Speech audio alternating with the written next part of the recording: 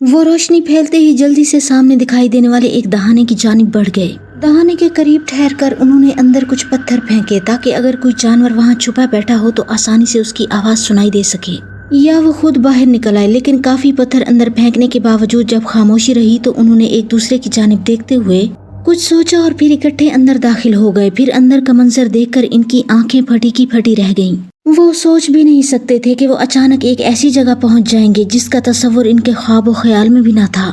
صبح کا سویرا پھیل چکا تھا اور پہرے دار وحشی رسیوں سے بندھا چبوترے پر موجود تھا۔ رات کو کسی وقت قیدی فرار ہونے پر اسے فوری طور پر پکڑ کر رسیوں سے باندھ دیا گیا تھا اور سردار نے اسے ایک سخت سزا سنا دی تھی جس کے مطابق اسے ایسے کنویں میں پھینکنے کا حکم جاری کر دیا گیا تھا جس میں خونخوار مگرمچھ موجود تھے، مگر ان مگرمچھوں کو کافی دنوں تک بھوکا رکھا جاتا تھا اور صرف سزا کے طور پر ان کو انسانی گوشت دیا جاتا تھا، ورنہ ان کے قبیلے کا اگر کوئی مر جاتا تو وہ سب اسے بھون کر کھا جاتے تھے۔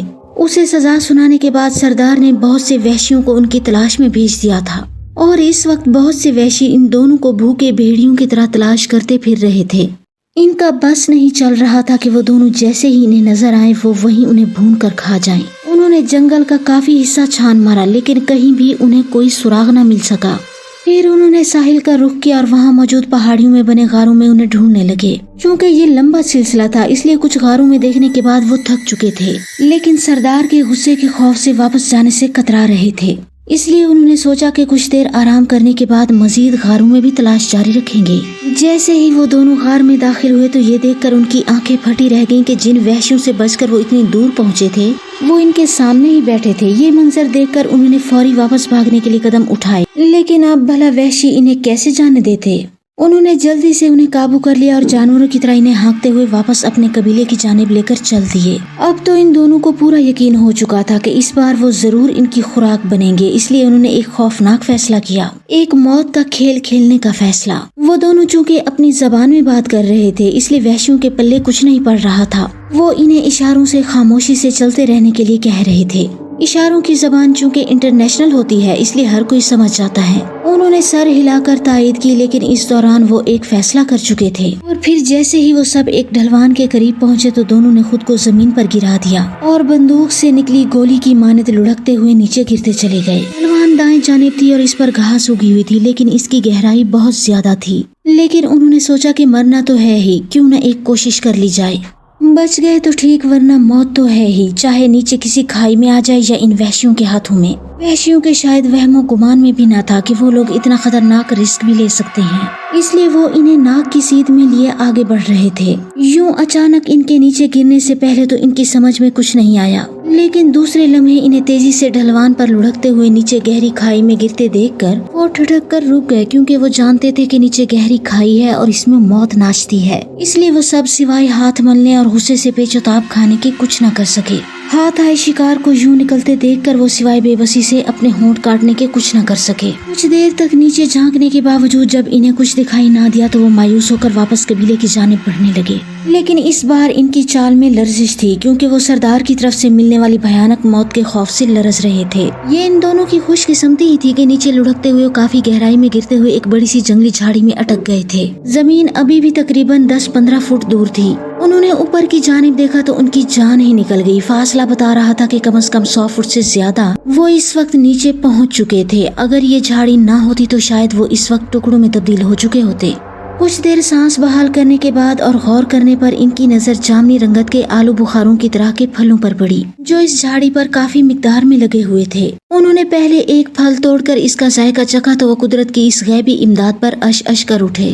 وہ پھل انتہائی میٹھے اور لذیذ تھے، ان کا ذائقہ آلو بخارے جیسا نہیں تھا۔ اس طرح کے پھل انہوں نے کہیں اور نہیں دیکھے تھے۔ پھر انہوں نے جلدی جلدی بہت سے پھل توڑ کر کھائے۔ رسیلے ہونے کی وجہ سے انہیں پیاس کی کمی بھی محسوس نہیں ہوئی۔ پھر انہوں نے سوچ کر جھاڑی سے چھوٹی چھوٹی لکڑیاں توڑ کر ان کی مدد سے ڈھلوان پر پھسلنے سے بچنے کے لیے انہیں نیچے اترنے کے لیے استعمال کرنا شروع کر دیا۔ और आहिस्ता आहिस्ता नीचे उतरने लगे। ढलवान चूंकि ज्यादा सख्त ना थी इसलिए वो इनमें लकड़ियों को गाड़ते हुए इनकी मदद से जमीन की जानिब बढ़ने लगे। जल्द ही वो दोनों नीचे पहुंच चुके थे। नीचे उतरकर देखा तो कुछ दूर ही समंदर था। वो ढलवान से फिसलते हुए समंदर की तरफ ही पहुंच गए थे, लेकिन वहाँ जा बजा छोटे छोटे टीले मौजूद थे जो काफी दूर तक समंदर के अंदर फैले हुए थे। और ये देखकर इनकी हैरत की इंतहा न रही कि थोड़ी ही दूर इन्हें पत्थरों में एक लॉन्च के टूटे हुए टुकड़े दिखाई देने लगे। शायद वो भी किसी हादसे का शिकार हो चुकी थी और इसके मुसाफिर कहीं समंदर में डूब चुके होंगे। समंदर के इस तरफ किसी का आना नामुमकिन नहीं लगता था, क्योंकि ढलवान से तो कोई इस तरफ आ नहीं सकता था,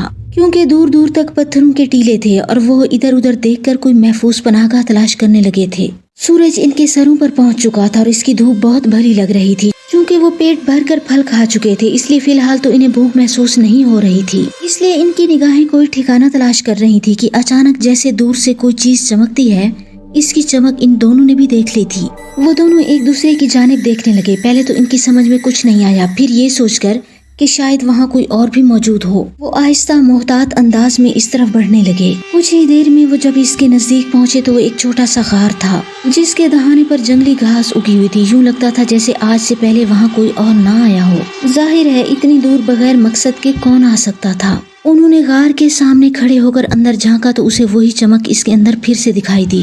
पहले तो वो घबरा गए, लेकिन फिर ये सोच कर के यहाँ कोई और जंगली जानवर नहीं आ सकता और खूंखार मछलियाँ भी अंदर नहीं जा सकती, इसलिए अंदर चलकर देख लेना चाहिए। फिर वो डरते डरते जब गार के अंदर दाखिल हुए तो अंदर का नजारा देखकर वो खुशी से पागल हो गए और अपनी किस्मत पर नाज करने लगे। गार के अंदर बड़ी बड़ी लकड़ियों के 3 संदूक रखे थे। काफी सालों की गर्दिश लैलो निहार के बाइस लकड़ियाँ गल सड़ चुकी थी और इनमें रखा खजाना बाहर गिर चुका था, जिसमें बेशुमार हीरे जवाहरात और सोने के जेवरात थे। शायद धूप की कोई किरण अंदर पड़ने से हीरे जवाहरात अपनी मखसूस चमक दिखा रहे थे।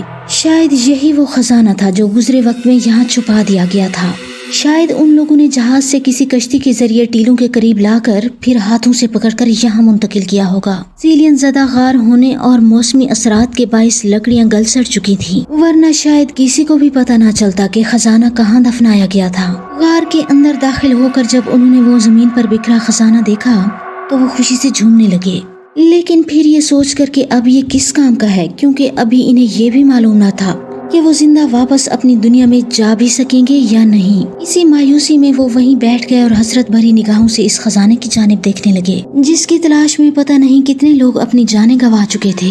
लेकिन वही खजाना यूं अचानक इन्हें हाथ पैर हिलाए बगैर मिल गया था, लेकिन इनके लिए बेकार था। शाम के साए गहरे होते ही रात ने अपने पर फैलाने शुरू कर दिए। रात होने से पहले उन्होंने समंदर से केकड़े और मछलियाँ पकड़ ली थी और इस वक्त पत्थरों से आग जलाकर इन पर भूनने की तैयारी में लगे हुए थे। और फिर इन्हें खाने के बाद उन्होंने वहीं लेटने का इरादा किया और गार इनके खराटों से गूंजने लगी। सुबह होते ही वो एक बड़े से टीले पर चढ़कर दूर समंदर में देखने लगे कि शायद कोई भूला भटका जहाज ही दिखाई दे जाए, लेकिन ये रास्ता शायद कोई जहाज इस्तेमाल करता ही नहीं था, इसलिए काफी देर तक देखने के बावजूद कोई जहाज वहाँ से गुजरता दिखाई ना दिया। मायूस होकर वो नीचे उतर आए और फिर इधर उधर फिरने लगे। फिर ये इनका मामूल बन गया था। वो रोजाना समंदर में किसी जहाज के गुजरने का इंतजार करते, लेकिन रोज इन्हें नाकामी का मुंह देखना नसीब होता था। वो केकड़े और मछलियाँ पकड़कर अपने पेट की आग बुझाते और प्यास के लिए वहाँ लगे नारियल का ताज़ा और मीठा पानी पीते। एक रोज हस्बे मामूल वो सुबह नाश्ता से फारिग होकर टीले पर चढ़ने का इरादा कर रहे थे। अचानक इनके कानों ने दूर बड़े एक बहरी जहाज के विसल की आवाज सुनी। ये आवाज सुनते ही वो तेजी से टीले पर चढ़ते चले गए और काफी ऊपर पहुंचकर देखा तो दूर इन्हें तेल बरदार बहरी जहाज जाता दिखाई दिया। अब ये तो खुदा बेहतर जानता था कि वो इस तरफ क्यों गुजर रहा था, या अल्लाह ताला ने इनकी मदद के लिए किसी तौर इस जहाज को वहाँ से गुजारा हो। जो भी था, इस वक्त ये सोचना बेकार था। उन्होंने जल्दी से अपनी शर्टें उतारकर हवा में लहरानी शुरू कर दी और साथ में उछल उछल कर ऊंची आवाज में शोर मचाने लगे। दिन का वक्त होने की वजह से शायद जहाज के अर्शा पर खड़े किसी अमले के फर्द ने दूर किसी को हाथ हिलाते देखा तो चौंक गया और जल्दी से जहाज के कप्तान को इत्तला दी। फिर कुछ ही दूर जाकर जहाज रुक गया और इसमें से एक छोटी सी रबड़ की कश्ती उतार कर नीचे समंदर में लटका दी गई और साथ ही 2 अफराद भी इसके साथ नीचे समंदर के पानी में पहुंच गए। फिर वो दोनों कश्ती में बैठकर चप्पुओं की मदद से इनकी जानिब बढ़ने लगे और वो जल्द ही इनके पास पहुंच गए और इन्हें लेकर जहाज पर पहुंच गए और ऊपर पहुंचते ही जहाज दोबारा अपनी मंजिल की जानिब रवाना हो चुका था। इन दोनों ने जहाज के कप्तान समेत अमले के किसी फर्द को बिल्कुल भी नहीं बताया था कि वो सैकड़ों साल पहले छुपाया गया मदफून खजाना तलाश कर चुके हैं, इसलिए कि वो नहीं चाहते थे कि वो सारा खजाना जहाज के अमले के हाथ लग जाए یا حکومت اپنی تحویل میں لے جائے۔ سچ کہتے ہیں کہ انسان ہمیشہ اپنے لالچ کے ہاتھوں ہی نقصان اٹھاتا ہے، جیسے انہوں نے اس وقت اٹھایا۔ اگر وہ چاہتے تو آدھا خزانہ جہاز کے عملے کو دے کر باقی آدھا خزانہ اپنے ساتھ لے جا سکتے تھے، یا شاید اس لیے کہ وہ پھر دوبارہ یہاں اکیلے آ کر سارا خزانہ ہڑپ کرنے کا پروگرام بنا چکے تھے۔ Please like, comment and subscribe the channel Shehzad Khan Horror Stories, and thanks for watching.